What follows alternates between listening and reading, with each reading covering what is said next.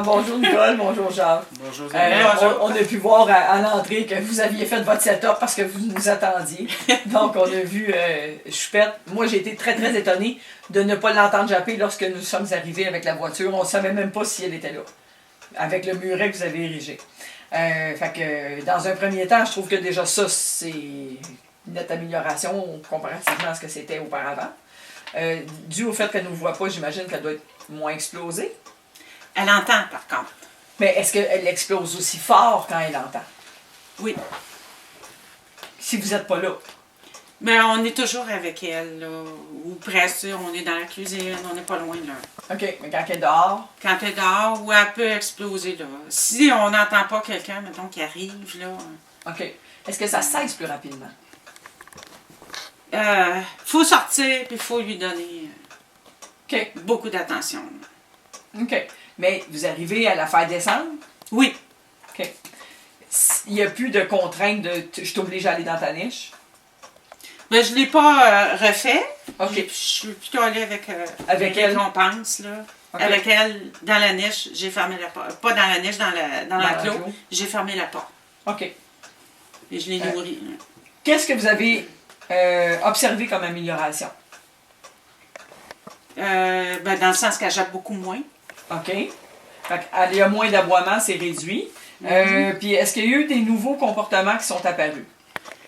En fait, ce qu'elle faisait pas avant, c'est qu'elle va nous regarder dans la cuisine, puis elle va japper après nous. OK. Elle faisait pas ça avant. C'est parce qu'on a commencé à la faire rentrer beaucoup plus. D'accord. Ouais. On laissait les chats, on enfermait les chats dans une pièce. Puis là, elle pouvait être libre dans la maison, puis longtemps. OK. Puis, vu qu'on a fait ça, c'était assez nouveau pour elle. Ben, tout à fait. Et là, Elle vient dans elle le a salon. goût à ça. Ben oui. Fait que quand on décide de la laisser dehors un bout de temps, ben c'est là qu'elle jappe, pas longtemps par exemple, mais elle jappe en regardant à la porte. Après, on voit que c'est après nous parce qu'elle veut encore rentrer. OK. Donc, elle va vous japper après pour solliciter votre attention. Exact. Oui. Est-ce que c'est devenu un problème en tant que tel ou ça a été facilement gérable? Ben, en fait, ce qu'on a fait, c'est qu'on s'en occupe pas. Quand elle jappe, on va pas la trouver. OK. Parce que c'est Pas pas, développer ce comportement-là. puis c'est pas le même aboiement que quand il y a quelqu'un qui passe. Là. Ah non, pas du tout. Non, OK. Fait que vous Non, êtes capable de c'est aboiement distinguer. tranquille. Vous êtes Oui, capable oui. de distinguer. Oui, oui. Parfait. Alors, pour ce qui est de vous japper après, vous avez juste ignoré, puis est-ce que ça l'a cessé? Oui, ça cesse, c'est pas très long, ça cesse. OK. Et mettons qu'une fois ça cesse pas, j'attends là, qu'elle arrête de japper, OK. quelques secondes, puis là, je vais sortir. OK. Mais je ne vais pas sortir au moment où elle jappe. Excellent. Fait que vous êtes en train de lui apprendre que lorsque tu es silencieuse, je vais aller te voir. C'est ça.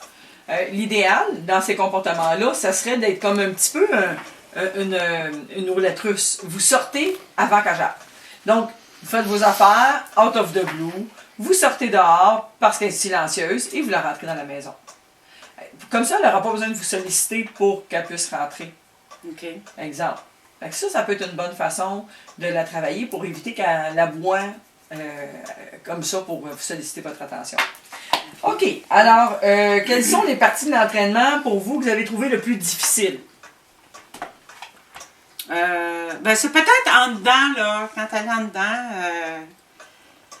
elle n'est pas habituée. Elle va pas rester. Comme quand on va chez mon frère ou chez ma soeur, elle va s'asseoir à côté de nous autres. Elle ne bouge plus. OK. Mais quand elle est ici, elle bouge beaucoup plus. Là, j'ai sorti son slalom d'entraînement. On joue. J'ai fait des os. Je donne plein d'affaires. Fait qu'elle est beaucoup sollicitée à l'intérieur. OK. Ce que normalement je fais à l'extérieur. OK.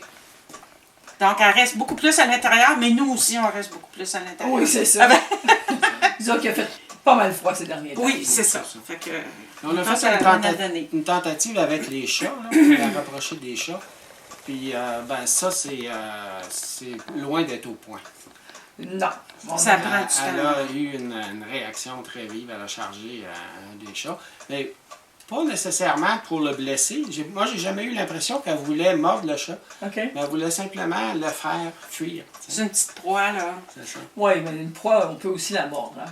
Ça c'est une autre chose qu'il faudrait travailler parce que c'est vraiment toute une séquence d'entraînement qu'on doit faire d'une façon très religieuse. Il ne faut jamais sauter d'étape. Juste que votre chien court après le chat, elle a été renforcée. Oui, c'est ça. Donc là, moi, je dirais, organisez-vous pour que les chats soient toujours dans une autre pièce. Ça, oui, ça va c'est être- ça qu'on fait pour l'instant. Là. Mais j'avais commencé tranquillement à l'habituer. Puis ça s'en venait pas pire. Elle restait assise sur le tapis. OK, Fallait pas qu'elle bouge. Elle était sur un reste. Les chats passaient. c'est bon. Elle restait sur son reste. Mais ça, c'est bon. Donc, elle a un début, là. OK, Mais à un moment donné, le chat est venu trop proche, trop vite, et elle a chargé. Là. c'est ça. Ça a Fait été que là, comme- on recommence à zéro, là. Exactement. Pour ça que je vous dis, l'idéal, ce serait quasiment qu'il y ait un baby gate, là, une clôture à bébé, comme ça, les chats... Elle saute par-dessus. Non, mais pour pas que les chats y aillent, pas pour elle. Comme Ouais. ça peut maintenir une distance, je veux dire. C'est ça qui est l'idéal. OK. Au final, est-ce que vous considérez que... c'est sûr que vous rentrez votre chien dans la maison un peu plus. Donc, ça réduit beaucoup les aboiements. Puis la laisser dehors avec des choses pour l'entertainer, puis intervenir quand c'est le temps. De combien de pourcentage l'aboiement a été réduit en 3 semaines à peu près? Là? Oh, mon Dieu.